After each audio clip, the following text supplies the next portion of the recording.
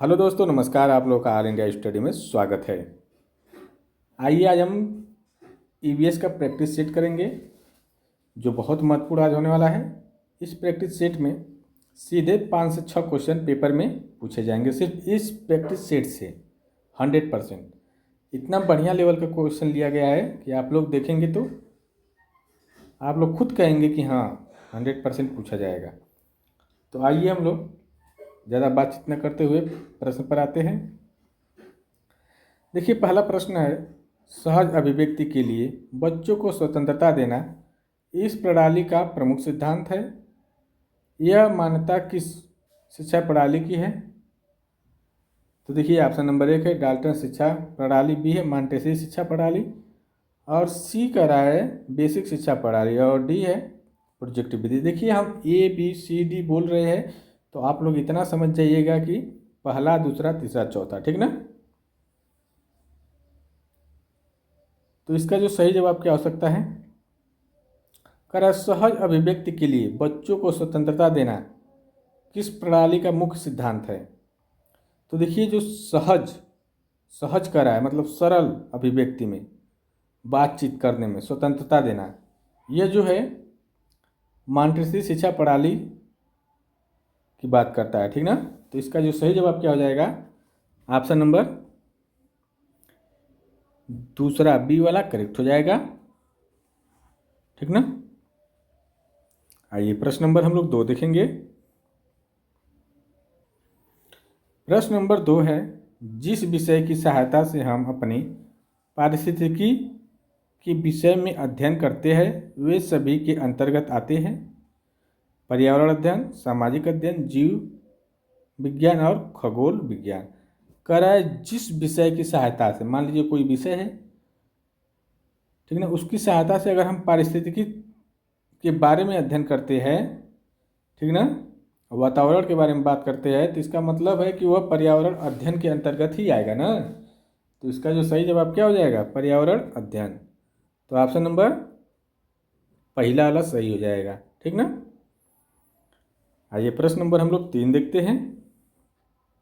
अभी देखिए, इतना बढ़िया बढ़िया क्वेश्चन आएगा जो सीधे परीक्षा में पूछा गया है, और एक बार नहीं पूछा गया है।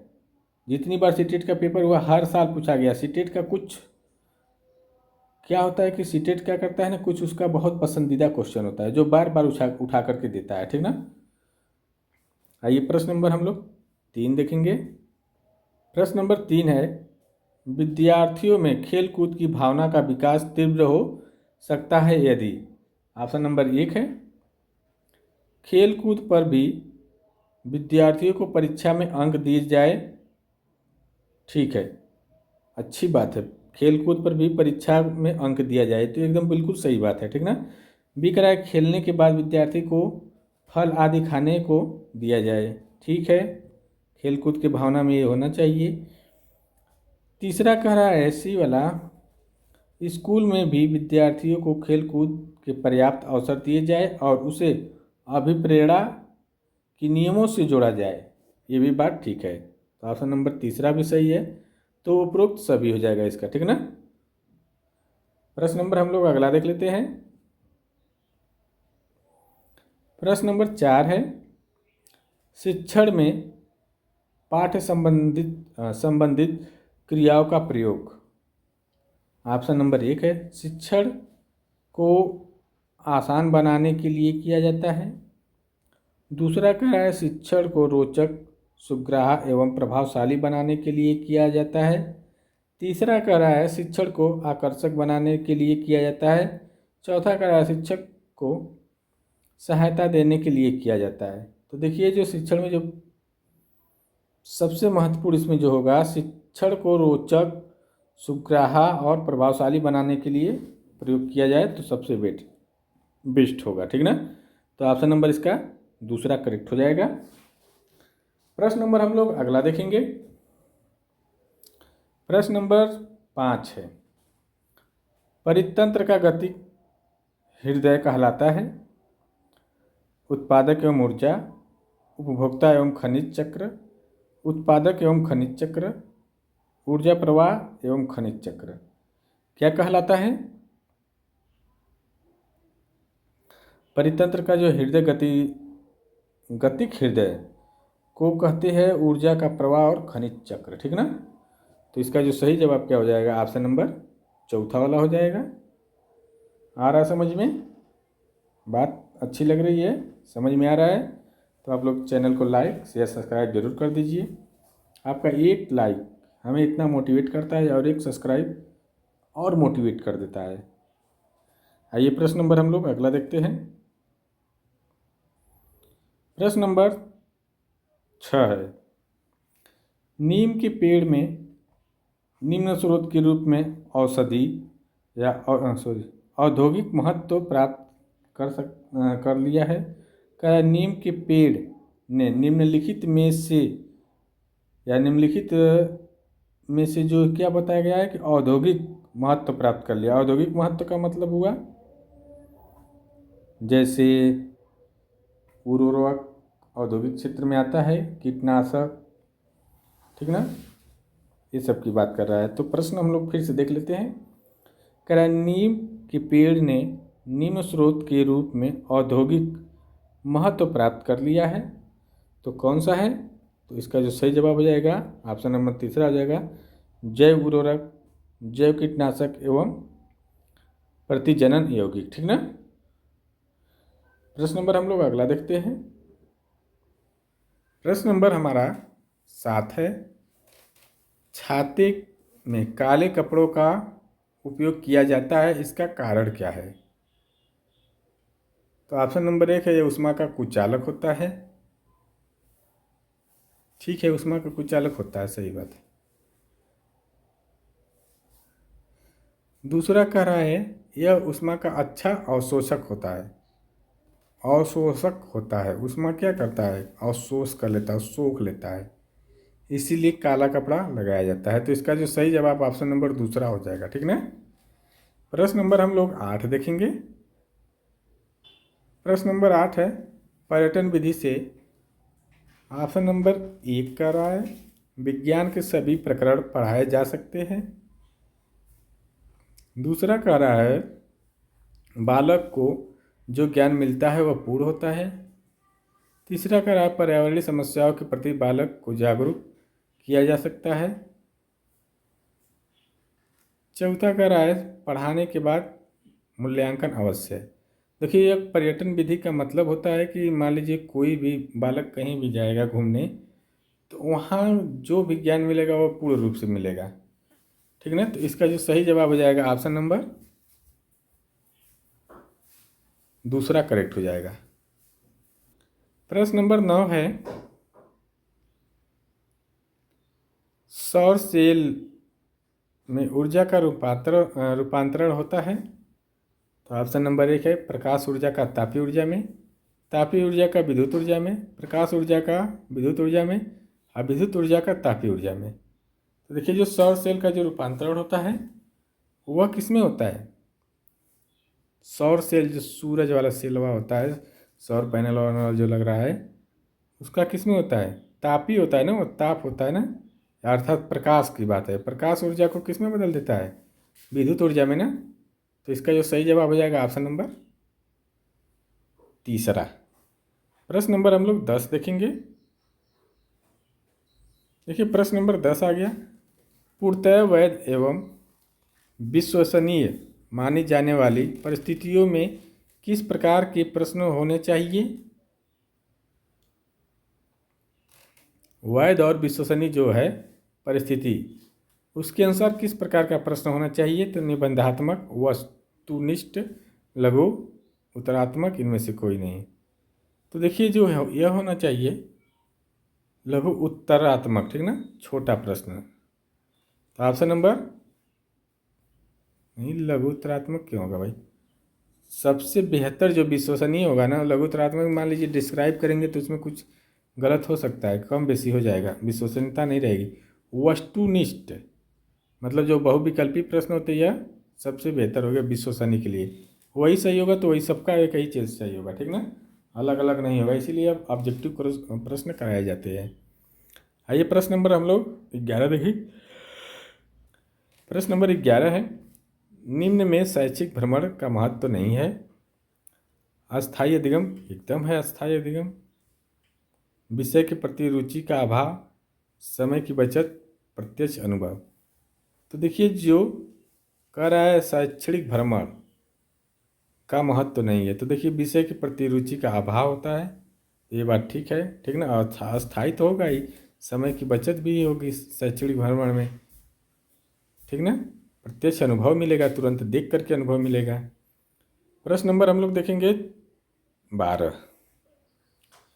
प्रश्न नंबर 12 है, गमले में रखी गई घरों में साज सज्जा की सामग्री के कृत्रिम परितंत्र को कहते हैं।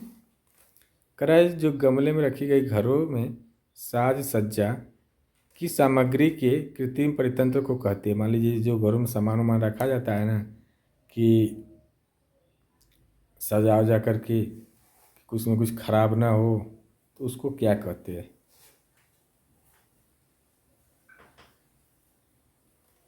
तो देखिए इसको जो कहते हैं हर्वेरियन, क्या बोलते हैं? हर्वेरियम बोलते हैं, ठीक ना, हर्वेरियम। तो ऑप्शन नंबर पहला करेक्ट हो जाएगा।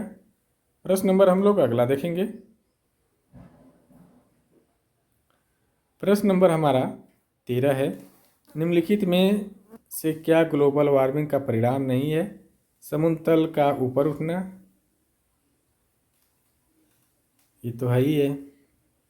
कृषि पैदावार में विश्वव्यापी बढ़ोतरी, स्वास्थ्य का बुरा प्रभाव, और चौथा कह रहा है आंधी तूफान का बार बार और तीव्रता से आना। तो देखिए यहाँ पर ग्लोबल वार्मिंग का पूछ रहा है, परिणाम नहीं है, तो यह कृषि पैदावार में विश्वव्यापी बढ़ोतरी, ठीक है। तो ऑप्शन नंबर दूसरा करेक्ट हो जाएगा। प्रश्न नंबर हम लोग 14 देखेंगे। पर्यावरण के संबंध में कौन सा कथन सत्य नहीं है? जीवों के चारों ओर की वस्तुएं पर्यावरण बनाती है, कह रहा है जीवों के चारों ओर की वस्तुएं पर्यावरण बनाती है। दूसरा कह रहा है जैविक एवं अजैविक घटक पर्यावरण का मुख्य भाग है। तीसरा कह रहा है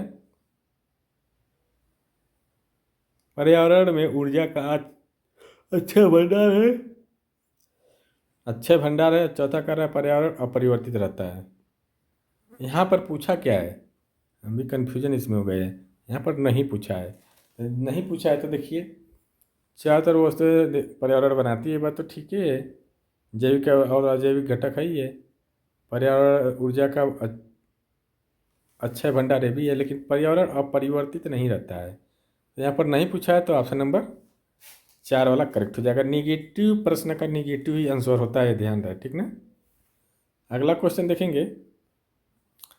पर्यावरण की समस्या हल करने के लिए जो सर्वाधिक उपयोगी सिद्ध हो सकती है? ऑप्शन नंबर समान शिक्षा, पर्यावरण शिक्षा, अनौपचारिक शिक्षा, प्रत्यक्ष शिक्षा। तो देखिए क्या हो सकता है पर्यावरण समस्या को हल करने के लिए सर्वाधिक उपयोगी? तो ये जो होगा पर्यावरण शिक्षा, ठीक ना।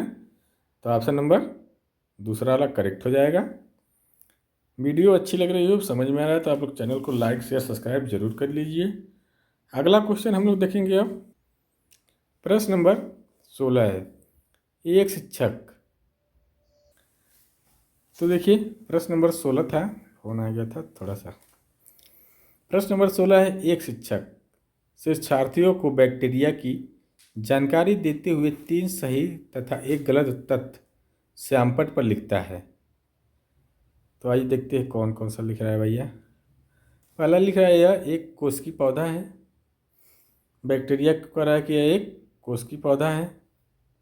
यहाँ बैक्टीरिया पौधा तो है नहीं, पहले गलत हो।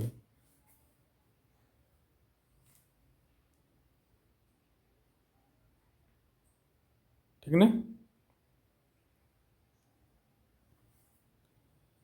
ठीक है। बैक्टीरिया की जानकारी देते हुए 3 सही एक गलत का तथ्य श्यामपट्ट पर लिखता है, तो ठीक है, ये बात तो ठीक है। एक कोशिकी होता है, बैक्टीरिया में एक कोशिकी होते हैं, ठीक ना। जैसे बैक्टीरिया मान लीजिए कोई हुआ तो वहाँ से कहीं ज़्यादा हो जाएंगे तो वहाँ से निकलने लगेगा, बहुत ज़्यादा हो जाएंगे बैक्टीरिया, ठीक ना, जुड़ने लगेंगे तो पौधे के रूप में ग्रहण कर लेती है। दूसरा है यह कोशिकी नहीं, यह अपने कोशिकाओं को दो भागों में विभक्त कर संतानोत्पत्ति करता है, मतलब संतान उत्पत्ति करता है। तो ये भी तो ठीक ही है। यह अपने आहार के लिए अन्य जीवों पर निर्भर रहता है। ये भी ठीक है। ये पौधे जीवमंडल में पोषक तत्वों के चक्रण में सहायक नहीं है। ये क्यों नहीं? ये जो पोषक तत्वों के चक्रण में सहायक होते हैं बैक्टीरिया, जैसे दही में क्या होता है, दही में बैक्टीरिया होती है ना, तो पोषक तत्व में सहायक नहीं होता है, होता है। तो यही वाला चौथा गलत है। तो यहाँ पर कह रहा है कि गलत पूछ रहा है, ठीक ना। तो आइए देखते हैं इसमें कौन है। तो चौथा वाला गलत था, तो ऑप्शन नंबर हो जाएगा केवल 4 वाला गलत है, ठीक ना। आइए अगला क्वेश्चन देख लेते हैं।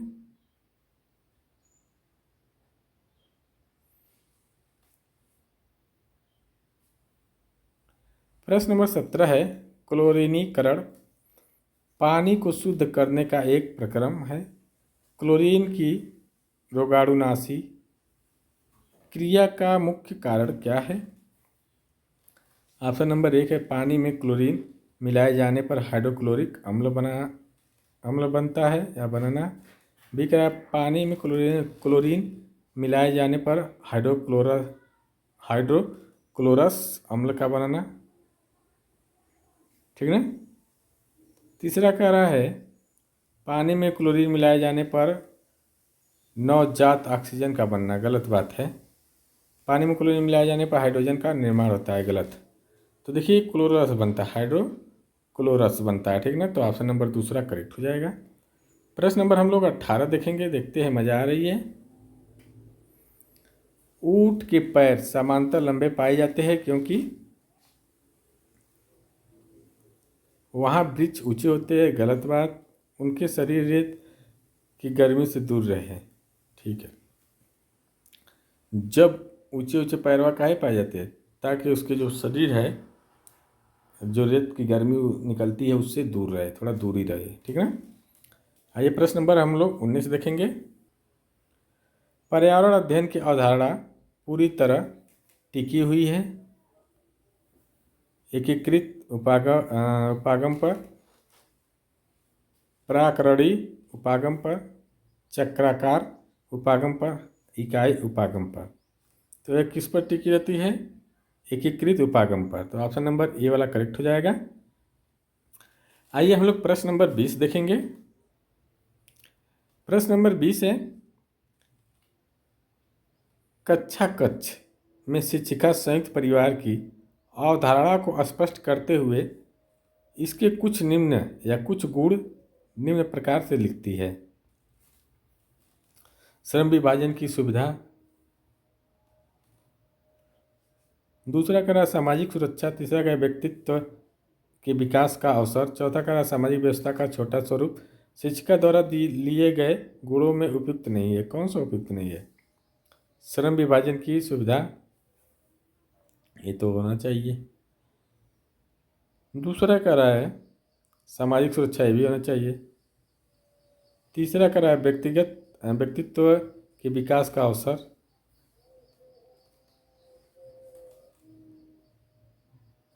चौथा कह रहा है सामाजिक व्यवस्था का छोटा स्वरूप। तो इसमें से कौन नहीं होना चाहिए?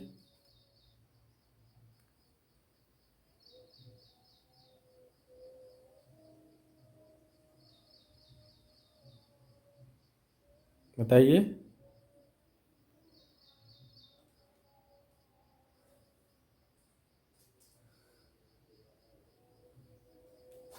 यहाँ पर देखिए हो जा रहा है, यहाँ पर पूछा है संयुक्त परिवार की बात कर रहा है, ठीक ना। तो यहाँ व्यक्तित्व के विकास का अवसर वाली बात नहीं होगी, ठीक ना।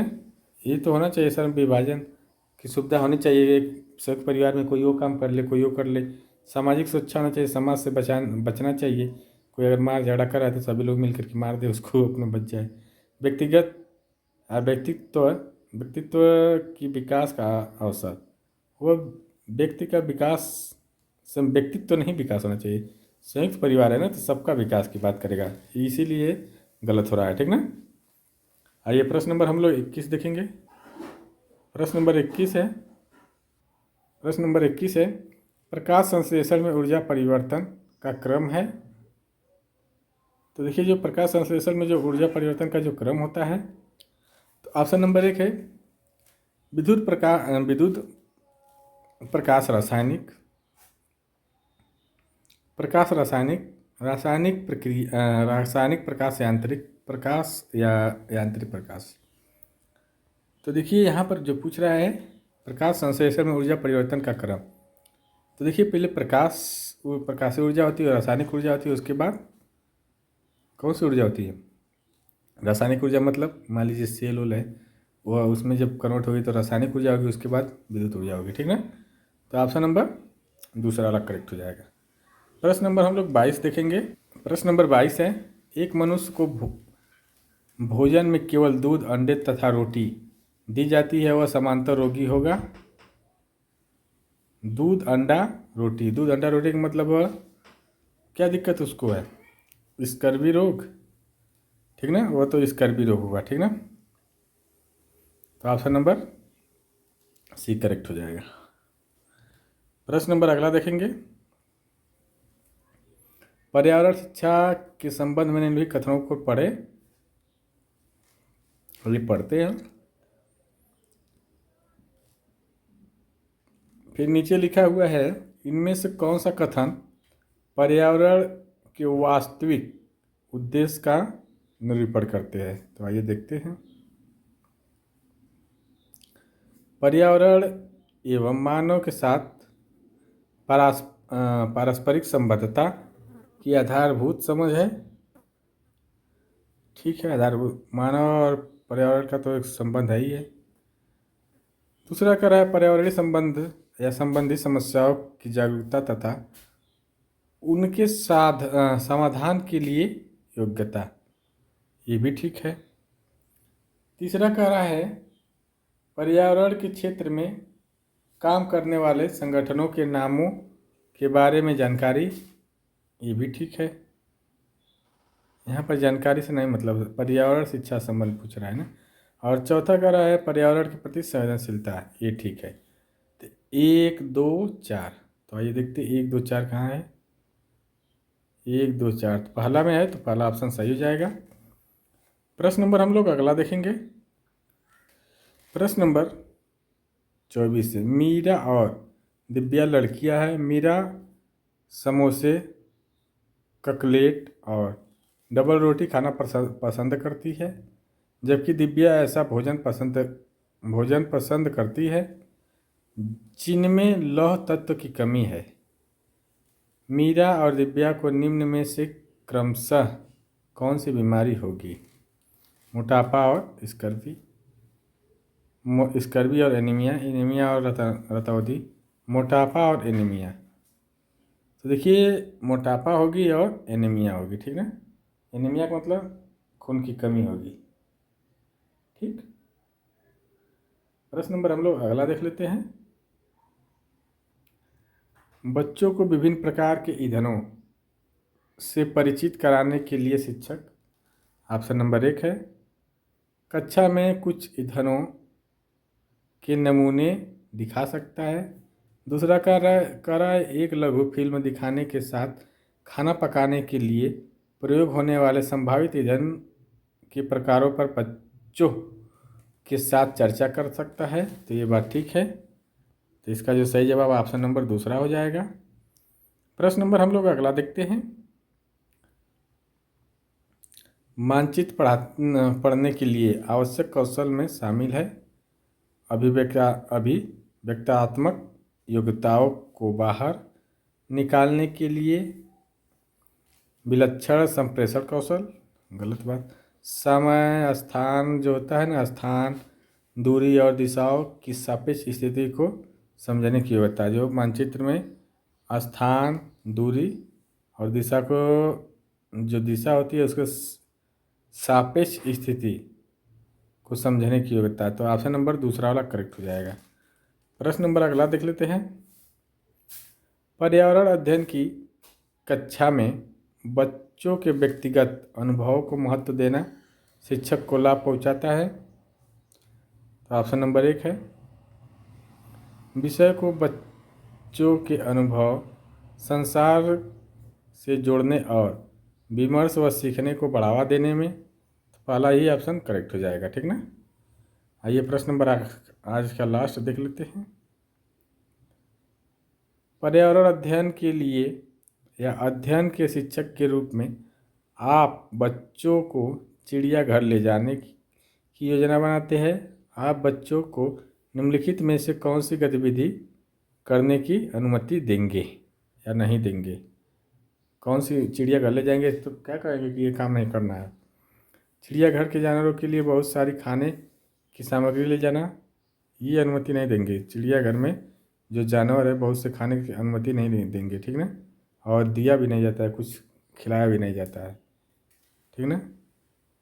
क्योंकि सबका भोजन अलग होता है। अभी कोई कुछ खिला दे मर जाए, कोई जहर ही मिला के खिला दे मर जाए, तो उसका जिम्मेदार कौन होगा? इसलिए खाने वाली सामग्री नहीं ले जाना रहता है। ठीक ना।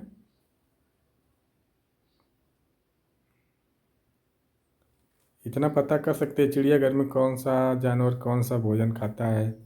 ठीक ना।